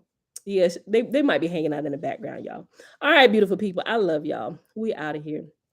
I see y'all back here Tuesday morning, 6:15 a.m. Eastern Standard Time. Peace. Oh yeah, the time change. This is a good point, Ema. Today is daylight saving time, so some people probably did get it all mixed up if they don't like if they didn't pick up their cell phones. The only reason why I stay on track with it, they was talking about doing away with it. And I think they have in some places. I thought they did here, but apparently not, because my phone is still on the daylight saving time updates and stuff. So when my phone automatically update, we update here. But I need to go and fix all my clocks now because we at 9:22. Yeah, my stove say 8:22. So, but yeah, it got you too, Ma. Yeah, yep, got me this year. All right, y'all. I'm gonna post the guy I was telling you about, the government that actually help people. I ain't gonna say clean up their life or whatever, but he gives some really, really good insight on people who want to run for government, right? And he's non-biased. I really like him. I really do.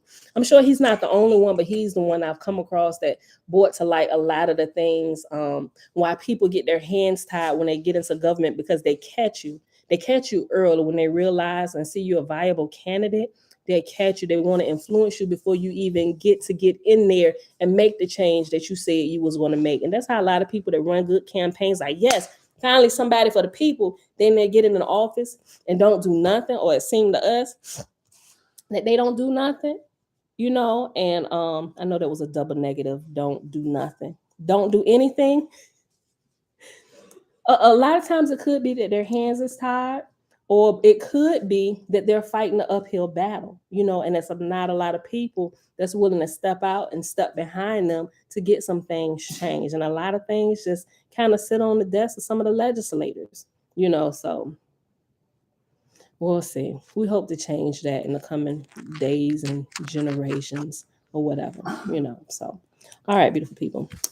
Um, yeah, right, Jamil. I mean, well, Jamil said, "I wish they would stop that. It doesn't even make sense." I mean, I mean, I guess every well, I can understand why, because how the sun rotates around, you know, the earth. I mean, how it's dark in one place and light over here. I mean, I get it, you know, because it'd be weird. It would be weird. I mean, I guess it.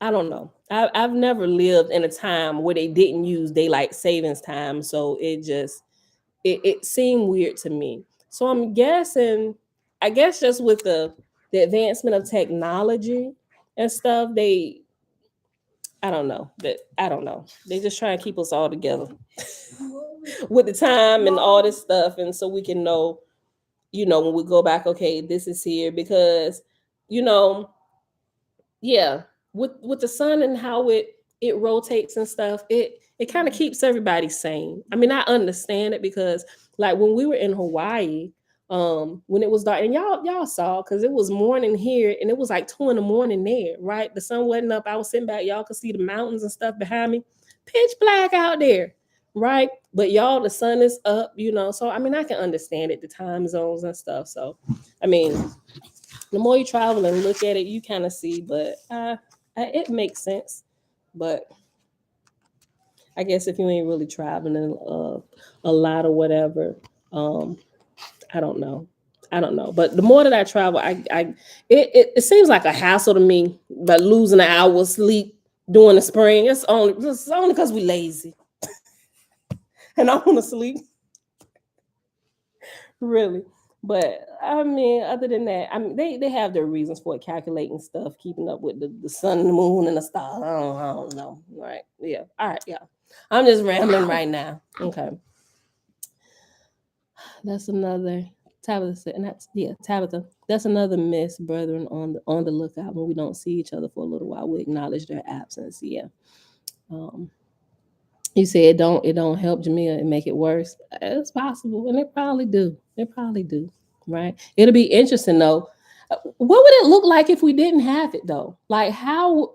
What would that look like with us relating to the other places around the world that it's um where it's dark over there when it's light over here, right? And if we had I guess, Mommy, what was well, yeah. So if we didn't have time zones, it would be like the same. Everybody could have like the same time all over the world.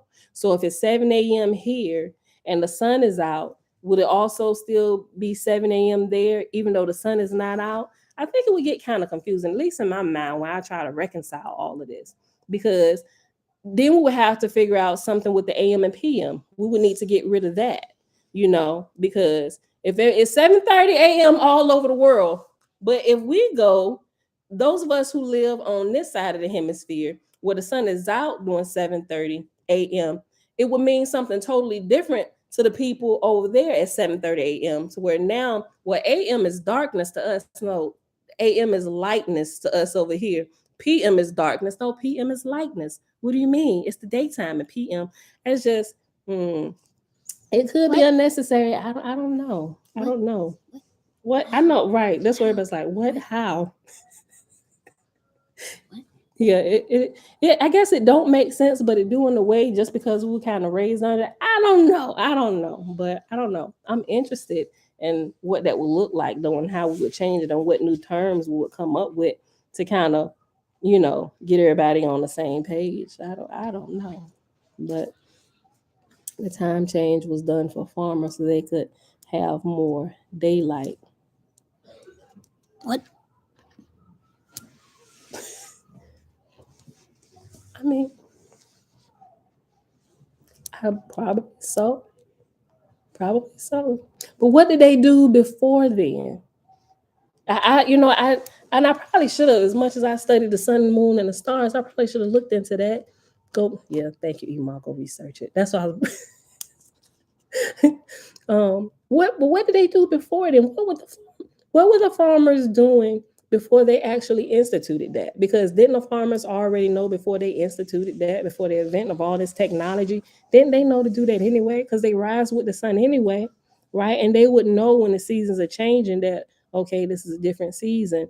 And, we get more sunlight during this season, right? I thought it was for the school kids.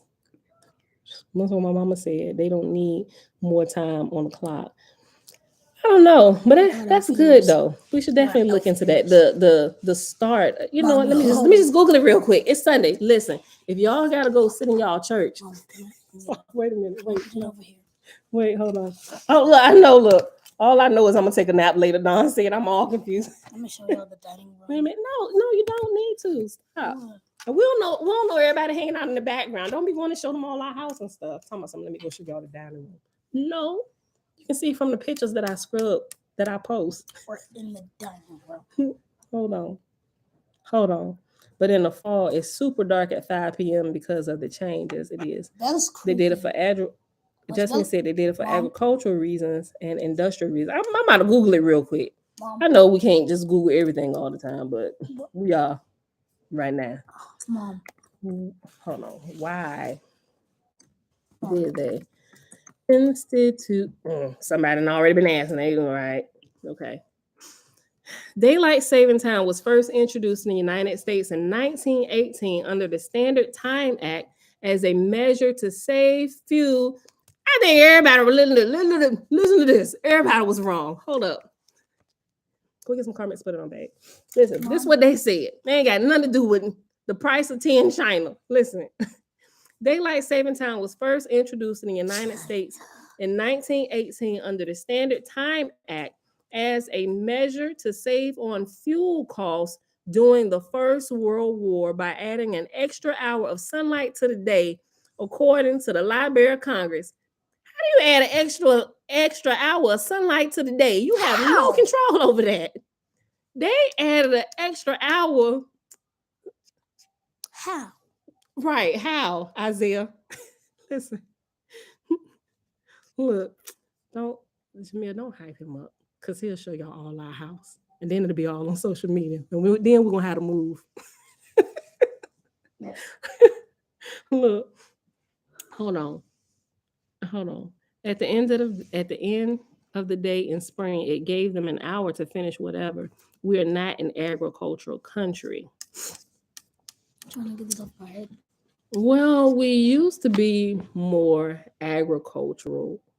I mean, we still, because we outsource everything now, right? Even during the height of COVID, they're now paying farmers not to farm on their land so they can continue doing business with other countries, importing and exporting and all that stuff. You know, we used to be a big into agriculture. Every country should have its own agricultural economy going on where it helps to sustain your own country, right? Um, but they did it. But they did it. But they did do it for farmers too. We learned that in high school. Dawn said, I learned that too. I must have missed that day. I zoned out. I was half paying attention to my teachers. Yeah, let me go up. That was just the first thing on USA Today. Let's see what CNBC say. Here's when and why daylight saving time started in the US. Blah blah blah blah blah. Boy, what is wrong with you? Okay, hold on. Ow. Benjamin Franklin first introduced the idea. Benjamin Franklin first introduced the idea of daylight saving time in a 1784 essay titled An Economical Project, but the modern concept is credited to George Hudson, an entomologist from New Zealand, who in 1895 proposed a 2-hour time shift so he'd have more after-work hours of sunshine to go bug hunting in the summer. The National Geographic reports. The concept resurfaced during World War I as a way to save energy. The idea was that people would spend more time outside and less time inside with the lights on at night and therefore conserve electricity. But this was only done during the summer, Vox reports. Otherwise, farmers would have to wake up and begin farming in the dark to be on the same schedule as everyone else. The law to save daylight was passed by Congress in 1918. After the war, however... You're making a whole nother video, Mom. After the war, however, state governments were left to decide whether they wanted to continue with the time change. The law resurfaced during World War II, but again, after the war, the time change decision was left to each state. Some states kept it and others abandoned it. Daylight savings time didn't officially become a law until 1966 under the Uniform Time Act. Now, according to the Department of Transportation, daylight saving time reduces crime, conserves energy, and even saves lives and prevents traffic injuries since more people are traveling to and from places during the daylight. Still, not everyone is a fan. After all, springing forward and losing an hour of sleep can hurt workers' productivity. Studies have shown that even one night of not getting proper sleep can have ripple effects. It can make you feel hungrier than usual. It puts you at a greater risk of accidents while driving and at work, and it can decrease your focus, and it can make you susceptible to catching a cold, all of which I am a witness. It absolutely can. States can opt out of daylight saving time. Hawaii and most of Arizona already have. All right. Another handful of states have considered and experimented with it. American Samoa, Guam, Puerto Rico, and the Virgin Islands also don't observe daylight savings time. Okay, and I think that's the end of that, but it gives you some more references and stuff. Yeah, so, hold on, let me go back. Yeah, so, Mom, can you stop the video? I really what they're changing really is just the clock we look at, right? Because it ain't changing the actual nature and when the sun rises and when it sets. It just really changes the schedule that we operate by, so when you begin to look at everything. So yeah. Just me said, based on what we've been learning, it seems like they wanted us to not meet with our earthly mother and heavenly father at the proper time. Mom, yeah, I can see that. It definitely. Why Sai is on the iPad? Why Sai on the iPad? Because I unlocked it for him. I told you I can get on the iPad tomorrow. You did, but you were asleep, sis. All right, y'all. So that's it. That's all about daylight saving time. Yeah. So it's been left up to the states. Some choose to keep it. I have some one don't. thing to say to you. What? I mean, at this point, I Oh my guess it's God. really. I have a thing to say to you, Mom. What do you have to say to me, son? When Bella wakes up, she's scary. Talk about my daughter. She's scary. How was she scary?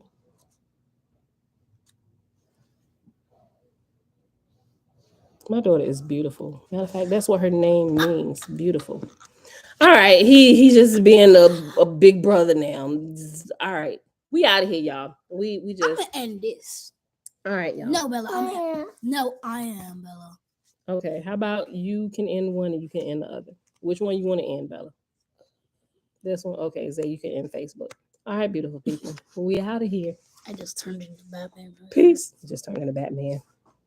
Dawn said, dang, Isaiah, I see those muscles. All right, y'all. Well, oh, Bella right here. Come show your face, Tootie. Yeah, she right here. Where Bella at Was they today? trying to get Isaiah. in Is the Isaiah moment to time to play a shine? game? Yeah, she right here. There she go. Talking about something. My baby's scary. She ain't scary. She beautiful. Look, they look just alike. If she's No, we scary, don't. if she's scary, you scary. All right, y'all. Love y'all. Peace.